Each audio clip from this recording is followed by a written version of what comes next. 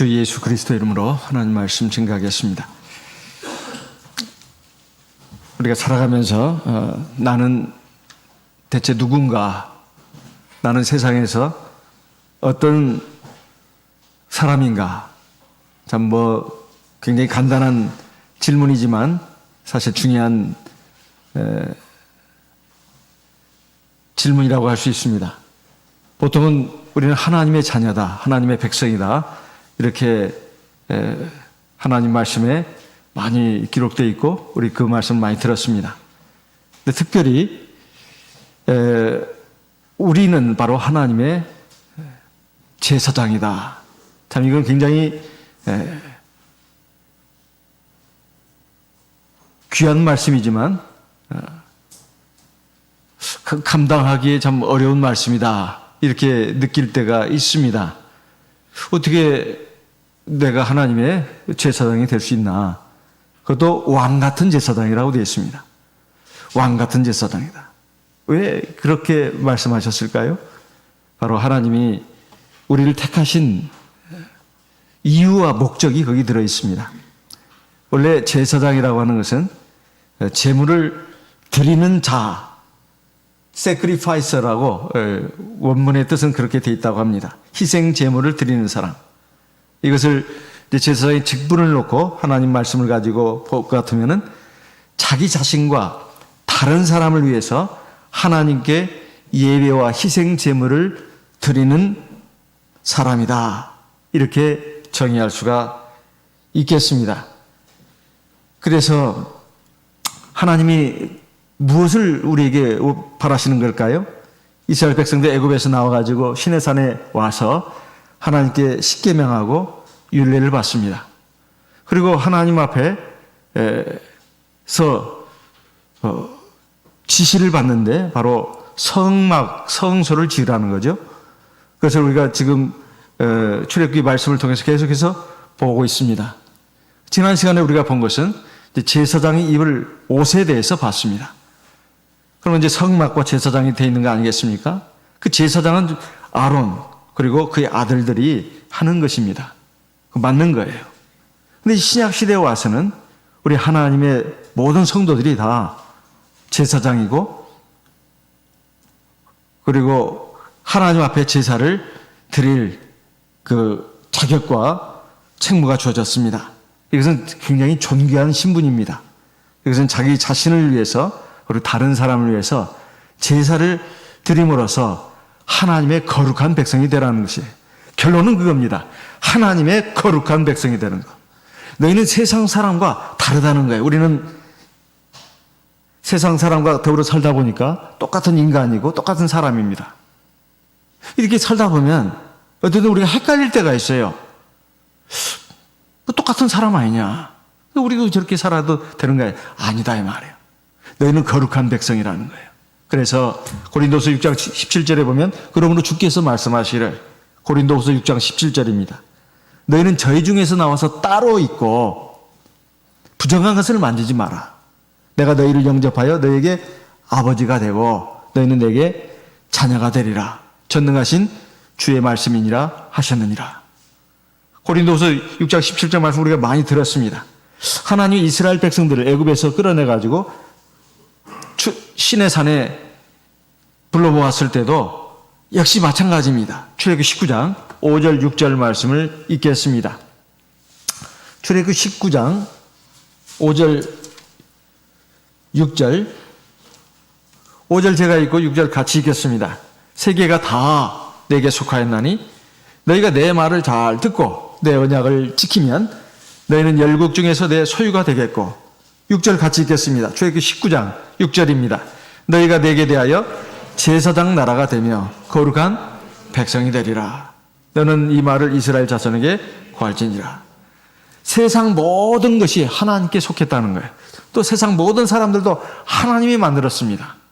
그런데 여기서 중요한 말씀이, 그렇지만 너희가 내 말, 하나님의 말씀을 잘 듣고 내 언약을 잘 순종하면 너희는 세상 모든 나라와 민족 중에서 내 소유가 될 것이다. 내 백성이 된다 이 말이에요. 내 자녀가 된다는 말입니다. 그리고 6절에 중요한 말씀을 했는데 너희는 내게 대하여 제사장 나라가 된다.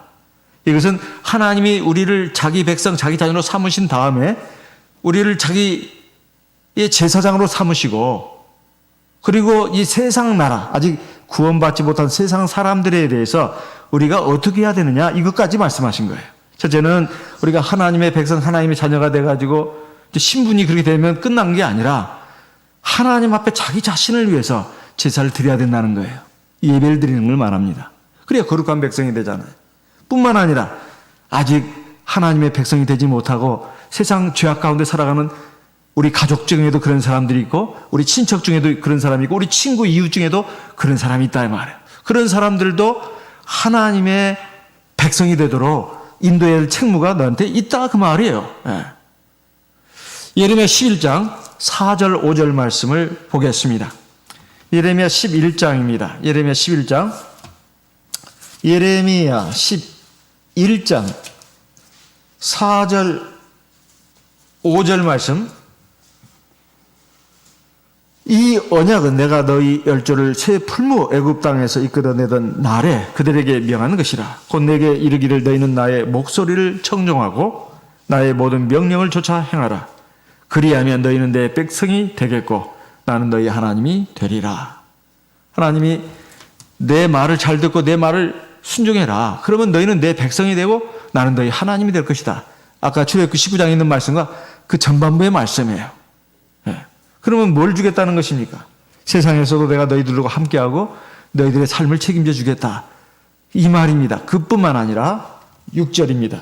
내가 또 너희 열조에게 한 맹세 곧 그들에게 젖과 꿀이 흐르는 땅을 주리라 한 언약을 이루리라 한 것인데, 이 젖과 꿀이 흐르는 땅도 두 가지입니다. 이 세상에서 젖과 꿀이 흐르는 땅, 하나님이 왕이 돼가지고 우리의 삶에 평안과 기쁨과 즐거움을 준다는 거예요. 그리고 영원한 가나안 땅, 영원히 젖과 꿀이 흐르는 땅, 저 영원한 천국을 우리에게 주겠다는 것입니다. 그래서 하나님이 우리를 불러내신 목적이 자기 백성으로 삼으시고 자기 자녀로 삼으시고, 그리고 우리를 제사장으로 만드신 이유가 바로 그것입니다. 우리를 거룩한 백성이 되게 하겠다는 거예요. 그래서 이 세상에서도 젖과 꿀이 흐르는 땅을 누리게 하시고 저 영원한 가나안 땅도 우리에게 주시겠다는 그런 뜻입니다.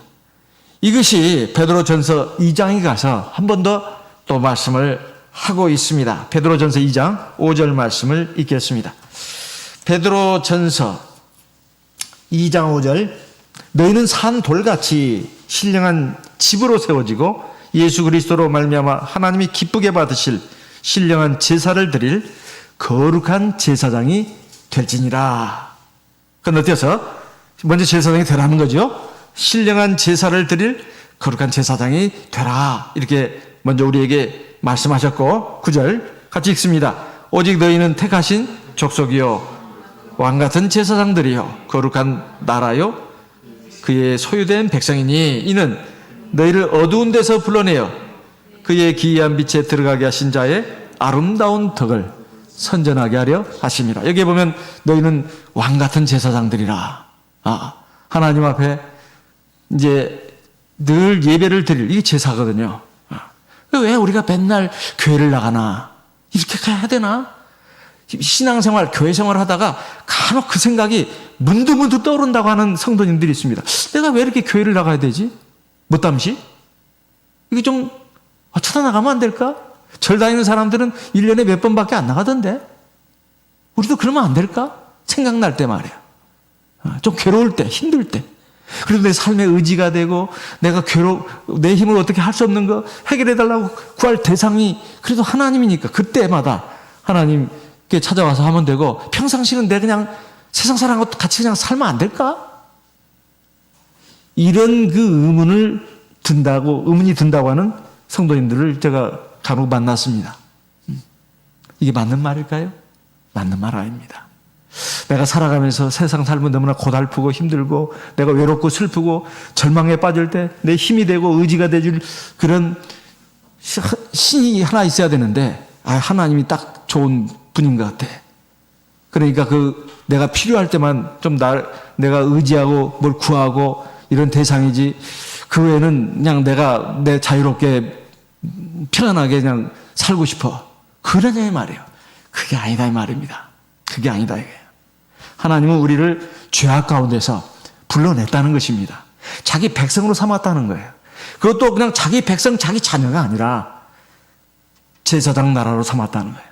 그러니까 우리가 이게 예배 드리는 거, 안식일 지키는 거, 이건 당연한 것입니다.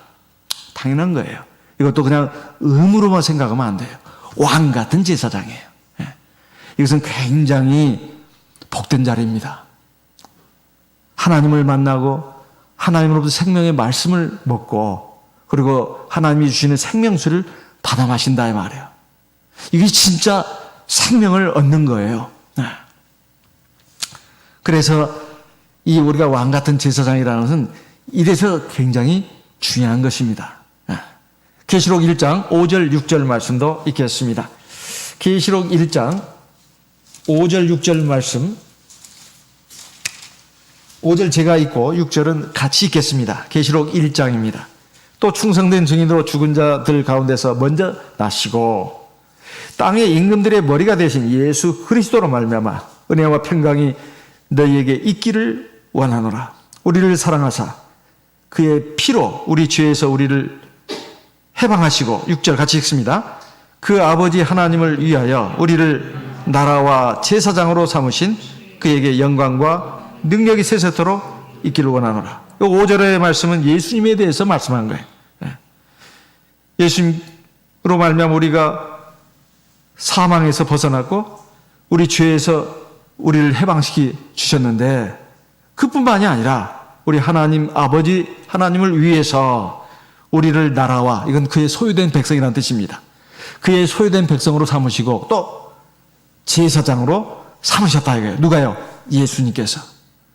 그래서 우리가 이렇게 우리가 믿음 생활하는 거, 교회 생활하는 건 당연하고 이건 참 복된 자리구나 이렇게 생각해야 제대로 깨달은 거예요. 그리고 신앙생활이 부담이 아니라 이것은 참 복된 삶이구나. 그리고 기쁘고 즐거운 삶이구나. 이걸 깨달을 수가 있어요. 넓은 길로 가지 마라. 좁은 길로 가라. 예수님 말씀하셨잖아요. 넓은 길로 가는 사람들은 결국은 사망으로, 영원한 멸망으로 떨어진다고 하지 않았습니까? 생명으로 가는 길은 그 문이 좁고 길이 협착하다고 되어 있어요. 그럼 영원한 생명으로 이어지는 겁니다. 이 세상의 삶은 결국은 끝난단 말이에요. 결국은 끝납니다. 긴 것 같지만 사실 길지가 않아요. 오늘 뉴스를 보니까 또 대통령으로 사셨던 한 분이 세상을 떴더라고요. 그 나이를 보니까 79세대요? 그죠? 79세죠? 89세예요? 79세요? 내가 알기로는 79세로 알고 있는데. 네. 89세예요? 89세. 아직 100세를 못 살았죠. 100세를 못 살아. 근데 제가 알기로는 지금 수년 동안 그 병상에 계신 걸로 알고 있습니다. 병상에 있는 그 시간이 상당히 길었던 걸로 알고 있어요. 고생 많이 하셨죠. 그렇게 오래 사는 인생이 아닙니다. 오래 사는 인생이 아니에요. 대통령으로 계셨던 분도 그렇고 보통 일반 사람들도 마찬가지입니다. 그래 오래 사는 게 아니에요. 사람답게 사는 세월은 굉장히 짧습니다. 그렇다면 우리가 하나님을 믿는 목적이 단순히 이 세상에서 내가 어떤 어려운 문제를 만났는데 이거 해결해 주실 때 하나님이 그래도 계셔야 되겠고, 그리고 내가 좀 행복한 삶을 사는 데 있어서 하나님이 그래도 나를 도와주셔야 되겠고, 그래서 하나님 믿는 게 아닙니다. 그것은 그냥 하나님이 이 세상에 짧은 생활을 하는 동안에 은혜로 주시는 거예요. 그게 본질은 아니다 이 말이에요. 핵심은 영원한 생명입니다. 영원한 나라예요. 영원한 복락입니다. 이것이 하나님이 우리에게 주시고자 하는 거예요. 그러려면 그의 제사장이 돼야 된다 이 말이에요. 그래서 오늘 말씀을 이제 보게 되면 이제 제사장을 위임하는 그런 말씀이 나옵니다. 출애굽기 29장 1절. 이제 아론과 그 아들들, 먼저는 하나님이 아론을 제사장으로 삼으셨는데 이제 그 아들들에게도 제사장이 되게 한다는 거예요. 먼저 그들에게 나를 섬길 제사장 직분을 위임하여 아론과 그 아들들이죠. 아론과 그 아들들을 갖다가 제사장 직분을 줘라 이렇게 말씀하고 있습니다. 하나님이 모세를 통해서 지금 말씀하시는 거예요. 어떻게 그럼 제사장이 되느냐? 어떻게 해야 하나님 앞에 제사장이 되느냐? 그 과정과 절차가 출애굽기 29장 1절로 37절까지 말씀하고 있습니다. 1절 너는 그들에게 나를 섬길 제사장 직분을 위임하여 그들로 거룩하게 할 일이 이러하니 곧 젊은 수소 하나와 흠없는 수양 둘을 취하고 2절 무교병과 기름 섞인 무교 과자와 기름 바른 무교 전병을 모두 고운 밀가루로 만들고 그것들을 한 광주리에 담고 그것을 광주리에 담은 채 그 송아지와 두 양과 함께 가져오고 4절 너는 아론과 그 아들들을 회막문으로 데려다가 물로 씻기고 5절 의복을 가져다가 아론에게 속옷과 에봇 받침 겉옷과 에봇을 입히고 홍패를 달고 에봇에 공교에 짠 띠를 띄우고 6절 그 머리에 관을 씌우고 그 위에 성패를 더하고 관유를 가져다 그 머리에 부어 바르고 그 아들들을 데려다가 그들에게 속옷을 입히고 9절 같이 읽겠습니다. 아론과 그 아들들에게 띠를 띄우며 관을 씌워서 제사장의 직분을 그들에게 맡겨 영원한 규례가 되게 하라. 너는 이같이 아론과 그 아들들에게 위임하여 거룩하게 할지니라. 지금 그 순서, 방법, 절차에 대해서 쭉 하나님이 모세를 통해서 말씀하고 있습니다. 여기서 우리가 익숙한 말씀도 좀 눈에 들어옵니다. 4절, 5절, 6절, 7절 그리고 8절, 9절의 말씀을 보면 제사장의 복장에 대해서 나옵니다. 이건 지난 시간에 우리가 출애굽기 28장에서 상세히 살펴봤습니다. 그리고 오늘도 우리 성도님들에게 보내진 그 그림 사진 보시면 잘 나오지 않습니까? 맨 안에 있는 게 고이잖아요. 그 다음에 속옷, 반포 속옷이라고 하죠. 그 다음에 이제 에봇 받침 겉옷 있고, 그 다음에 에봇이 있고, 또 띠를 허리에 이렇게 두르고요. 또 가슴에 그뭡니까 판결 흉표를 붙이지 않습니까? 이스라엘 12지파를 상징하는 보석들이 박혀있는, 그리고 그 안에 우림과 둠림이 있잖아요. 그리고 머리에 그 번거지 모양의 그 모자를 쓰지 않습니까? 관이죠. 그리고 또 금관 띠를 붙이지 않습니까? 여호와께 성결이라고. 이게 이제 제사장이 갖춰야 될 복장이, 거기는 다 영적인 뜻이 있다고 하는 거 우리가 말씀을 통해서 교훈을 받았습니다. 그럼 구체적으로 지금 뭘 어떻게 하라는 것인가? 여기 말씀을 보게 되면 1절에 3절까지는 하나님께 드릴 제물을 준비해라. 수소 한 마리하고 수양 두 마리 준비하라고 했습니다. 이 수소는 속죄제를 드릴 때 제사장 위임식을 할 때 말입니다. 맨 먼저 그 속죄제를 드리는데 그때 쓸 제물이에요. 그 다음에 수양 두 마리는, 한 마리는 화목제에 쓰입니다. 그리고 또 한 마리는 이제 위임식 마지막 그 절차로서 또 쓴다 이 말이에요. 그 양 두 마리 그렇게 쓴단 말이에요. 이것을 갖다가 쭉 지금 출애굽기 29장에 기록해 놓고 있습니다. 그 제물을 준비하라는 거예요. 그 다음에 이제 4절에 보니까 우리가 익숙히 잘 아는 말씀이 나옵니다. 너는 아론과 그 아들들을 회막문으로 데려다가 물로 씻기고, 처음에 제사장을 세울 때는 말입니다, 온몸을 다 씻겼다는 말이에요. 이건 세례를 상징합니다. 물세례 말이에요. 물세례. 물세례 받아야 하나님 앞에 거룩해지잖아요. 죄사함 받으니까. 이게 처음에 입는, 우리가 입는 구원의 옷입니다. 구원의 옷이에요. 누구든지 예수 그리스도 합하여 세례를 받은 자는 예수 그리스도로 뭘 입었다고요? 옷 입었느니라. 바로 구원의 옷입니다. 그래서 이제 그 흰 옷을 입는다 이 말이에요. 그 뒤에는 이제 제사장들이 제사 드리러 갈 때마다 그 성소 앞에 있는 물두멍에서 손과 발을 씻었습니다. 손과 발을 씻었어요. 전신을 뭐 씻을 필요는 없죠. 손과 발을 씻었다 이 말이에요. 이것도 거룩과 관련이 있습니다. 그 다음에 이제 8절 9절에 보게 되면 8절 9절에 바로 그 옷을 입히는 걸로 되어 있지 않습니까? 물론 이제 그 5절부터 쭉 나와 있습니다. 5절부터 8절까지는 바로 제사장 옷을 입힌다 이 말이에요. 제사장 옷을 입힌다.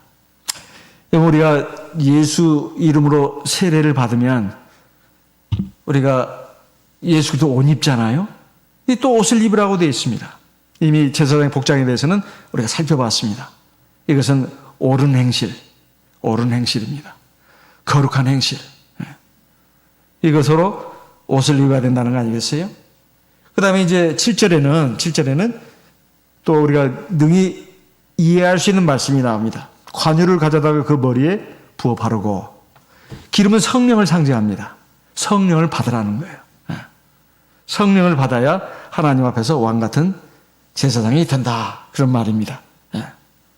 그래가지고 이제 10절 이하에 쭉 보시게 되면 속죄제, 번제, 화목제를 드리도록 돼 있다. 이런 말씀이에요. 이것을 7일 동안 반복을 합니다. 매일 똑같이 반복을 해요. 출애굽기 29장입니다. 출애굽기 29장. 출애굽기 29장. 출애굽기 29장. 출애굽기 29장 26절, 36절, 35절입니다. 출애굽기 29장 35절. 너는 내가 무릇 네게 명한 대로 아론과 그 아들들에게 그같이 하여 7일 동안 위임식을 행하되, 36절 매일 수송아지 하나로 속죄하기 위하여 속죄제를 드리며 또 단을 위하여 속죄하여 깨끗게 하고 그것에 기름을 부어 거룩하게 하라. 37절 네가 7일 동안 단을 위하여 속죄하여 거룩하게 하라. 그리하면 지극히 거룩한 단이 되리니 무릇 단에 접촉하는 것이 거룩하리라. 7은 성경에서 완전 숫자라고 하는 거 우리가 여러 번 들었습니다. 여기서 7번 이제 7일 동안 계속 반복되는 이제 이런 절차를 거쳐야 되는데, 이것을 우리가 하나님 앞에 거룩한 제사장으로서 끊임없이 계속해서 이런 제사를 드려야 되는 걸 말합니다. 언제까지요? 하나님 나라에 들어갈 때까지. 그것을 말하는 것입니다. 그래서 먼저는 이제 10절부터 나오는 말씀은 이제 속죄제를 드리라, 이것을 말씀하고 있어요. 속죄제를 드리라. 먼저 수송아지를 회막 앞으로 끌고 와서 아론과 그 아들들이 그 수송아지에다가 머리에다가 이 안수를 합니다. 그 수송아지를 축복한다는 뜻이 아니에요. 이 안수의 의미는 그 아론과 그 아들들의 죄가 그 수소에 전가되는 걸 말해요. 죄가 그리 옮겨가는 거예요. 그 수소를 잡는 것입니다. 그러니까 그 수소가 아론과 그 아들들, 제사장들을 위해서 죽어주는 거예요. 그리고 그 피를 갖다가 제단 뿔에 바르고, 그리고 전부를 갖다가 나머지는 제단 밑에 쏟아버립니다. 그리고 내장들은 불에 태운다 이 말이에요. 그럼 그 고기는 어떻게 할까요? 14절에 보니까 그 수소의 고기가 가죽과 똥은 진 밖에서 불사르는 겁니다. 이게 속죄제예요. 이것은 우리 어린 양 대신 주 예수께서 내 죄를 대신해서 죽으시고 피를 흘리신 것을 말합니다. 십자가에서. 그래서 이사야 53장 5절 6절에 보면 그가 찔림은 우리의 허물을 인하며 그가 상함은 우리의 죄악을 인함이라. 여호와께서 우리의 죄악을 그에게 담당시키셨도다. 이런 말씀이 나오지 않습니까? 그러니까 우리 죄를 위한 속죄 제물로서 주님이 죽으실 것을 이렇게 예표해서 시행하라고 하는 것입니다. 그러니까 예수의 보혈로 말미암아 우리가 죄사함 받고 거룩한 백성이 됐다, 이런 말이에요. 그 피를 의지해서 우리가 세례를 받으면 우리가 구원의 옷을 입고 하나님의 거룩한 백성이 되는 거 아니겠습니까? 그리고 여기 말씀을 또 보니까 이제 2절에 3절에 보게 되면 무교병이 나옵니다. 그리고 무교병 과자가 나와요. 거기다 기름을 바릅니다. 또 무교 과자에다가는요. 무교병은 누룩이 섞이지 않은 떡이잖아요. 이것은 떡은 바로 하나님의 말씀을 가리키는 것입니다. 누룩이 없는 떡. 그리고 무교 과자. 구운 것이죠. 기름을 발랐다고 했어요. 기름은 거룩하게 하는 데 쓰이는 것입니다. 그러니까 성령으로 말미암아서 거룩하게 된 말씀 이런 뜻이 되겠죠. 우리가 하나님께 예배드릴 때 성령이 운행하는 가운데서 하나님 말씀을 전하고 듣고 읽고 그러지 않습니까? 이것은 죄악, 비진리가 섞이지 않는 순수한 하나님의 말씀을 말합니다. 그 하나님의 말씀이 우리를 거룩하게 하는 것입니다. 그래서 하나님 앞에 제사장으로 이제 세워질 때 이것이 있어야 된다 이 말이에요. 시편 119편 9절에 뭐라고 말씀하고 있습니까? 청년이 무엇으로 그 행실을 깨끗게 하리이까? 주의 말씀을 따라 삼갈 것입니다. 내가 주께 범죄치 아니하려 하여 주의 말씀을 내 마음에 두었나이다. 시편 119편 11절의 말씀입니다. 그리고 에베소 5장에 26절 이렇게 말씀하고 있습니다. 같이 읽어보겠습니다. 에베소 5장 26절입니다. 에베소서 5장 26절 같이 읽겠습니다. 에베소서 5장 26절 같이 읽겠습니다. 이는 곧 물로 씻어 말씀으로 깨끗하게 하사 거룩하게 하시고, 물로 씻는다는 것은 세례받은 걸 말합니다. 세례받고는 가만히 있으면 안 된다 이 말이에요. 하나님의 말씀을 계속 먹어야 합니다. 그리고 읽고 묵상하고, 주로 제 예배를 통해서 이루어지잖아요. 물론 개인적으로도 하나님 앞에 내가 제사장이니까 매일매일 아침 혹은 저녁 이렇게 기도하고 하나님 말씀을 먹잖아요. 이게 거룩해지는 거예요.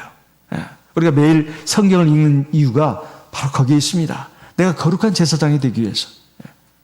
왜냐하면 말씀이 나를 깨끗하게 하고 나를 거룩하게 한다고 말씀하고 있어요. 예수님도 말씀하셨습니다. 요한복음 17장 17절에 저희를 진리로 거룩하게 하옵소서. 아버지의 말씀은 진리니이다. 하나님의 말씀이 우리를 거룩하게 한다 이 말이에요. 진리니까요. 27절 읽겠습니다. 자기 앞에 영광스러운 교회로 세우사 티나 주름 잡힌 것이나 이런 것들이 없이 거룩하고 흠이 없게 하려 하십니다. 뭘로요? 바로 물로 씻어, 즉 세례를 받고 우리를 죄에서 깨끗하게 하신 후에 하나님 말씀으로 자꾸 우리를 거룩하게 하는 거예요. 그래야 하나님 앞에서 흠이라든가 주름 잡힌 것이 없이 거룩한 백성이 되게 하기 위해서다. 이런 말입니다. 그 다음에 이제 번제입니다. 번제. 번제는 앞에 속죄제와는 달리 모두를 다 바친다. 즉 헌신의 의미가 있어요. 출애굽기 29장 15절부터 나옵니다. 15절부터 18절까지. 여기 특징은 수양 하나를 가지고 이제 번제를 드리는데 방식은 화제입니다. 화제. 불로 사른다는 거예요. 불로 사른다. 이 화제, 요제, 거제, 전제 이것은 제사 드리는 방식이에요. 제사 드리는 방식을 가지고 나는 불법입니다. 화제, 불 사르는 거예요. 요제는 흔드는 것입니다. 거제는 받드는 거예요. 거제. 전제는 포도주를 붓는 거예요. 예배드리는 방식을 가지고 이렇게 나누고, 그 다음에 그 제사의 의미, 목적을 가지고는 속죄제, 속건제, 화목제, 번제, 소제 이렇게 나눈다 이 말이에요. 특히 소제는 유일하게 곡식으로 드리는 제사로 알려져 있지 않습니까? 제사 드리는 목적을 가지고 분류할 때는 그 크게 5가지가 있는데 바로 속죄제, 석건제, 화목제, 소제 이런 것이 번제가 있습니다. 이것은 그 제사의 목적을 가지고 드리는 것인데, 이 번제는 바로 앞에 속죄 제물 같은 경우는 제단 위에서만 내장을 태웠는데, 이 번제 같은 경우는 이제 번제 제물로 드리는 수양을 갖다가 천부를 제단 위에 올려놓고 불로 태우는 것입니다. 이것이 바로 번제인데요. 이것은 바로 하나님께 내 모든 것을 드린다. 헌신의 의미가 있습니다. 그래서 그 구체적으로 이제 그와 관련돼 가지고 들어있는 하나님의 지시가 있는데요. 지시가 있는데 바로 20절에 보시게 되면 20절에 그 수양을 잡고 그 피를 취하여 오른 귓뿌리와 그 다음에 밑에 가서 오른쪽 엄지와 오른쪽 검지에 발라라 이렇게 되어 있습니다. 참 특이해요. 그 수양을 잡을 때 그 흘리는 피를 가지고 그 아론의 오른쪽 귓뿌리예요. 오른쪽 귓뿌리 여기다 바르라는 피를 바르는 거예요. 이게 무슨 말이냐? 귀가 하는 역할이 뭐죠? 귀가 하는 역할이 소리를 듣는 거잖아요. 말소리 듣는 겁니다. 이것은 하나님 말씀은 아무리 세미한 소리라도 잘 들으라는 거예요. 귀를 쫑긋 세우고 마음을 기울여서 들어야 된다는 것입니다. 이게 굉장히 중요한 거예요. 그래서 계시록의 2장, 3장에 보시게 되면 아시아의 7교회에 보내는 그 편지 가운데 맨 마지막 말씀이 뭐였죠? 맨 마지막 말씀 공통적으로 귀 있는 자는 성령이 교회들에게 하신 말씀을 들을지어다. 똑같이 나옵니다. 계시록 2장부터 계시록 3장까지 보면 그 7교회에 보낸 편지들 계시록 2장 7절, 2장 2장 11절, 2장 17절, 2장 29절 2장에 4개 교회가 나오잖아요. 그 끝부분에 이렇게 똑같은 말씀이 있어요. 귀 있는 자는 성령이 교회들에게 하시는 말씀을 들으라. 그 귀는 믿음의 귀를 말하는 것입니다. 귀 없는 사람은 없잖아요. 하지만 정말로 귀가 할례를 받아야 돼요. 만약에 이 귀가 잘못되면은 하나님 말씀이 안 들립니다. 그래서 예레미야 6장 10절에 이렇게 말씀하고 있습니다.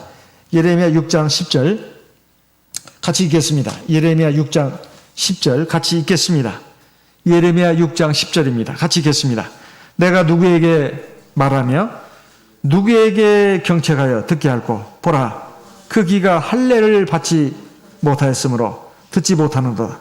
보라 여호와의 말씀을 그들이 자기에게 욕으로 여기고 이를 즐겨 아니하니. 어떤 경우는 하나님 말씀을 이렇게 들을 때 저게 나를 치는 소리다. 나를 치는 이렇게 듣는 경우도 있어요. 저 나를 좀 깔아 뭉개고 나를 치는 소리다. 그게 아닌데 그렇게 듣기도 한다 말이에요. 지금 여기에 나오잖아요. 하나님 말씀을 욕으로 나를 좀 욕하는 걸로 들린다 이 말이에요. 그래 실제로 그 선지자의 뺨을 치기도 하고 그렇습니다.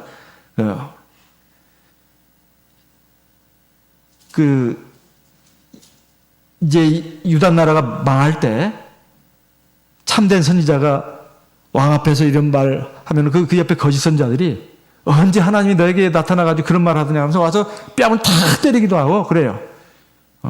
그따위 말을 하냐. 참 듣기가 거북하다. 그때 이제 그 하나님의 참된 선지자는 말하잖아요. 네가 제일 먼저 죽을 것이다. 실제로 그렇게 되지 않습니까? 어쨌든 하나님의 말씀을 들을 때 정말 마음이 겸손하고 그리고 순전한 마음으로 들어야 합니다. 사실 우리가 믿음 생활하는 것은 누구를 위해서 하는 거 아니잖아요. 우리 교회 누구를 위해서 하는 게 아니란 말이에요. 사실 자기를 위해서 하는 겁니다. 자기의 생명, 자기의 평안, 자기의 행복, 자기의 진짜 즐거움을 위해서 하는 거잖아요. 그렇기 때문에 하나님의 말씀을 참 듣는 것이 참 귀중한 일입니다. 근데 하나님의 말씀을 듣는 귀가 이제 막혀버리면 참 가망성이 없는 거예요. 뭐라고 하나님 말하고 말씀하셔도 안 들으면 이건 소용이 없는 거잖아요.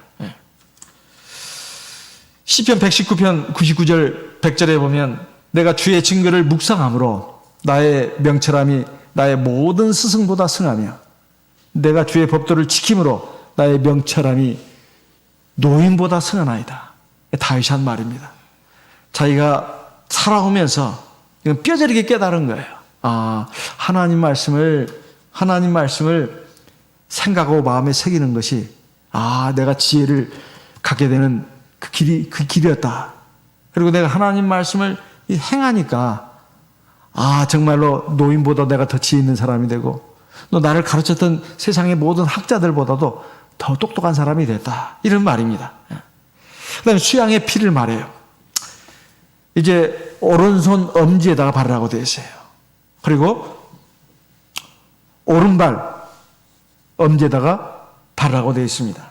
왜 이렇게 말하고 있을까요? 이 오른쪽은 성경에서 힘을 상징합니다. 사사기 1장 6절 7절에 보면 전쟁에 싸우고 나서 그 상대방이 이제 더 이상 우리를 공격하지 못하고 우리 앞에 대항하지 못하게 하려면 어떻게 하느냐. 그 적군들의 오른쪽 엄지 손가락을 베어버립니다. 그리고 오른발의 그 엄지 발가락을 베어버려요. 그러면 활을 쏠 수도 없고 칼 가지고 전쟁을 할 수가 없어요. 그리고 오른쪽 발가락 그 엄지를 끊어버리면 말입니다. 제대로 뛸 수가 없잖아요. 전쟁을 할 수가 없어요.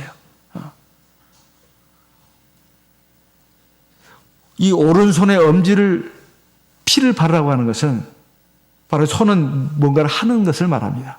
또 오른손이에요. 오른손 엄지입니다. 그래서 올바른 길로 행하라는 뜻이에요.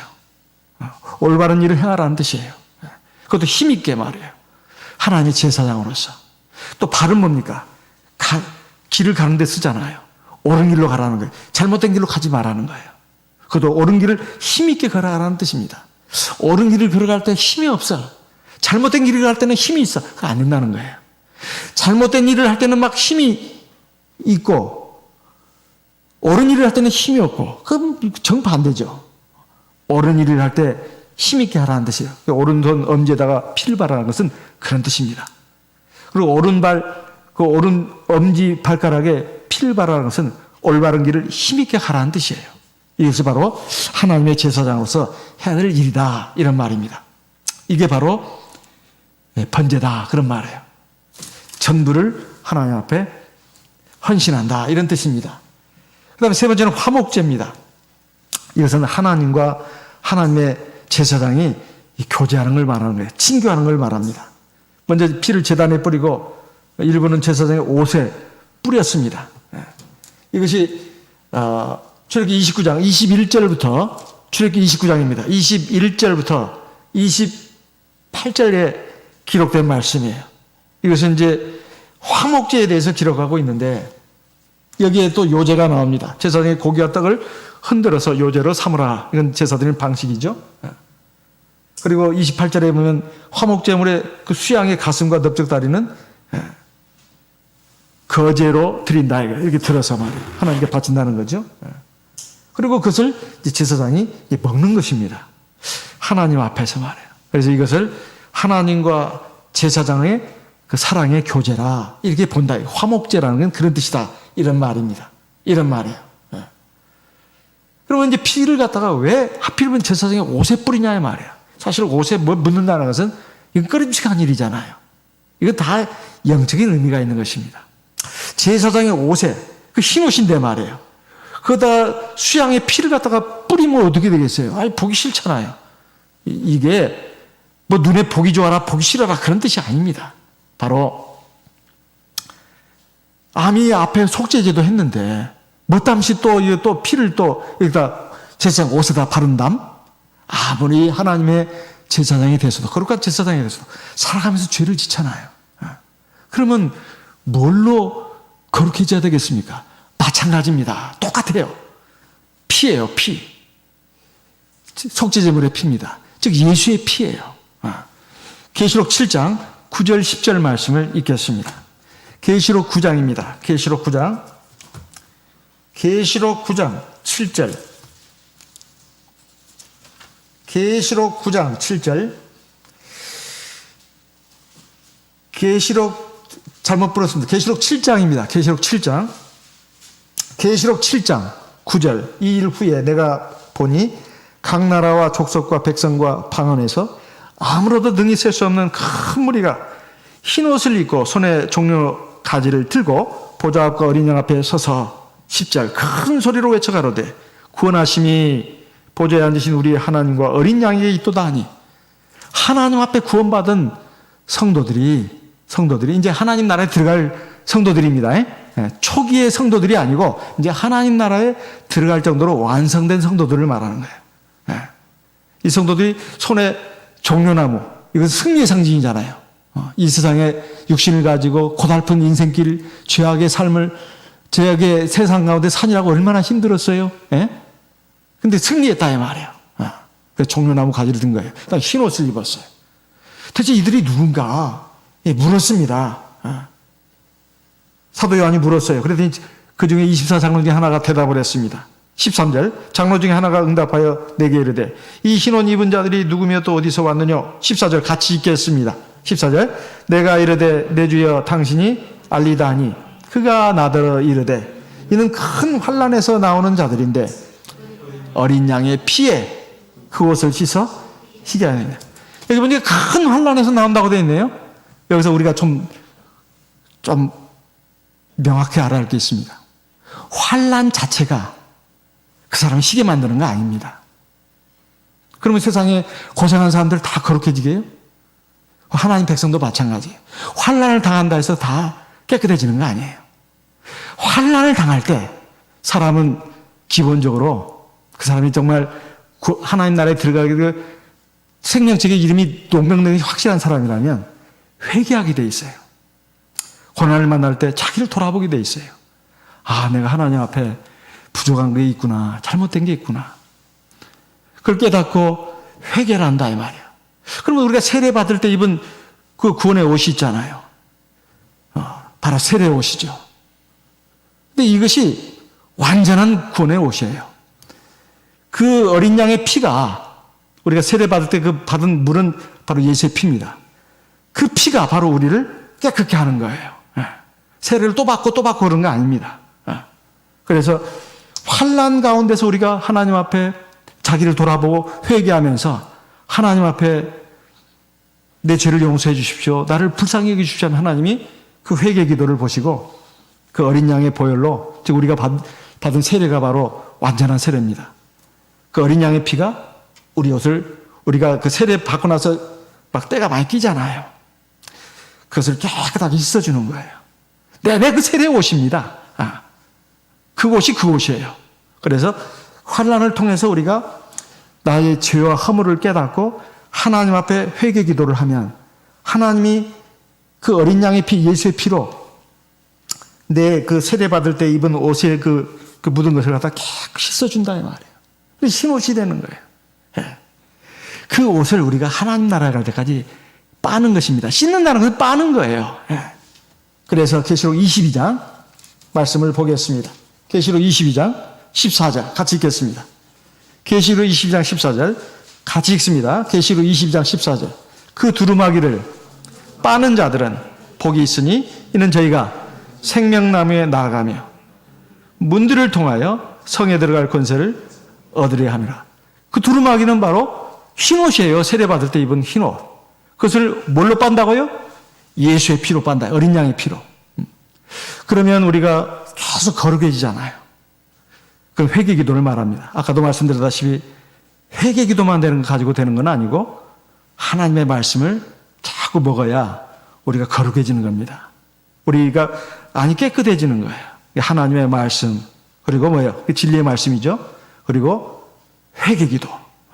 우리 성령을 의지해서, 대제사장 성령을 의지해서 회개 기도하면 예수의 피가 나에게 또 작동을 해서 내 세례받고 나서 그동안 지은 죄들이 여러 가지 많습니다. 그것이 싹 씻어진다는 거예요. 하나님 죄를 용서해 주시니까. 예수의 피로 우리 죄, 흰옷에 묻은 그 죄를 갖다 싹 씻어주는 거예요. 그러면 또 흰옷이 되잖아요. 그래서 환난을 통해서 우리가 회개를 할 때 우리가 예수의 피로, 어린 양의 피로 깨끗하게 진다. 이런 말입니다. 그리고 여기에 이제 화목제에 보면은 요제도 있고 거제도 있습니다. 이거 다 하나님의 것이다 이 말이에요. 하나님이 나에게 주셨다 이런 뜻입니다. 앞뒤로 흔드는 게 요제입니다. 앞에도 계시고 뒤에도 계시고 하나님은 어디 계신다는 뜻이에요. 거제는 이제 하늘을 향해서 드는 것이죠. 하나님이 주신 것이라. 하나님께 감사하면서 우리가 그것을 즐기는 것입니다. 이게 바로 화목제다. 이런 말씀이에요. 그래서 이 제사장 위임식을 갖다가 7일 동안 계속하도록 되어 있습니다. 이것은 거룩하고 온전한 제사를 계속해서 드린다는 거예요. 그러는 가운데 우리가 하나님의 거룩한 제사장이 되어가는 것입니다. 언젠가 보면 내가 큰바의 얼굴이 된 거예요. 우리가 중학교 때 국어 교과서에 그 1학년 중학교 국어 1학년 교과서인가요? 지금도 있나 모르겠어요. 어니스트란 소년이 어려서부터 계속 그 큰바의 얼굴을 보면서 나중에 자기가 큰바의 얼굴이 되잖아요. 그와 같은 이치입니다. 우리가 예수의 형상을 닮아가는 거예요. 거룩한 제사장이 되는 것은 하나님의 형상을 닮아가는 것을 말합니다. 그래서 우리가 영원한 하나님 나라에 들어가는 그의 거룩한 백성이 되시는 겁니다. 그렇게 해서 하나님이 바로 우리를 갖다가 자기 소유로 삼으시고 이 세상에서부터 우리와 함께 하시면서 우리에게 참 생명을 주시고 평안을 주시고 삶의 기쁨과 즐거움을 주시고 또 형통함도 주시면서 이것은 장차 들어가서 영원히 누릴 하늘나라의 맛을 조금 보게 하는 거예요. 이건 그림자입니다. 이것이 영원한 나라로 이어지도록 우리를 이 세상에서부터 하나님의 거룩한 제사장으로 만들어 가시는 것입니다. 얼마나 하나님의 섭리가 놀랍습니까? 그래서 내가 이 세상에 많은 사람들하고 이렇게 같이 섞여 살고 있지만 나는 저 사람들하고는 신분이 다르다. 이걸 항상 생각해야 합니다. 자꾸 세상 사람들을 보면서 우울해하고 자꾸 비교하고 자꾸 세상에 있는 사람들은 뭐 이것도 많이 가지고 누리는데 나는 왜 이 모양이야? 이건 정말로 하나님의 뜻을 잘 모르고 하는 소리입니다. 사실 하나님이 이 모든 걸 만드셨고 사실 하나님이 다 것입니다. 그리고 이것은 잠시 후면 다 없어질 것들이에요. 저 영원한 나라에 가면은 만물이 새롭게 변화돼서 다 있다고 했습니다. 그것을 다 우리에게 주신다고 되어 있어요. 그러니 우리가 세상 몇십 년 사는 동안의 삶을 갖다가 이게 결론이라고 생각하고 여기다 뭐 뿌리를 박을 것처럼 막 생각하면서 이렇게 쓸데없는 욕심 부리고 미련 가지고 또 시기하고 질투하고 절망하고 좌절하고 그렇게 사는 것은 이 하나님의 백성의 모습이 아닙니다. 우리가 이 말씀을 통해서 항상 이걸 깨우침 받고 우리 믿음을 바로 세워야 되겠고 내가 지금 어떤 사람인가 그리고 어떤 사람으로 살아야 마땅한가 이걸 깨닫는 것은 굉장히 중요합니다. 결국 이것이 진리다 하는 것을 죽을 때쯤에야 깨닫는 사람들이 많아요. 근데 그건 너무 늦습니다. 너무 늦어요. 죽기 직전, 숨이 넘어가기 직전에 그걸 깨달으면 너무 늦는 거예요. 빨리 깨닫는 것이 좋습니다. 왜냐하면 시간이 필요하거든요. 거룩한 제사장이 되는 것이 하루아침에 되는 게 아닙니다. 시간이 필요해요. 그리고 많은 과정이 필요합니다. 이 과정을 우리가 잘 거쳐서 하나님 앞에 온전한 제사장 돼서 정말 복받는 사람 되시기를 예수님의 이름으로 기원하는 바입니다. 다 같이 기도하겠습니다. 성령으로 다 같이 기도하시겠습니다.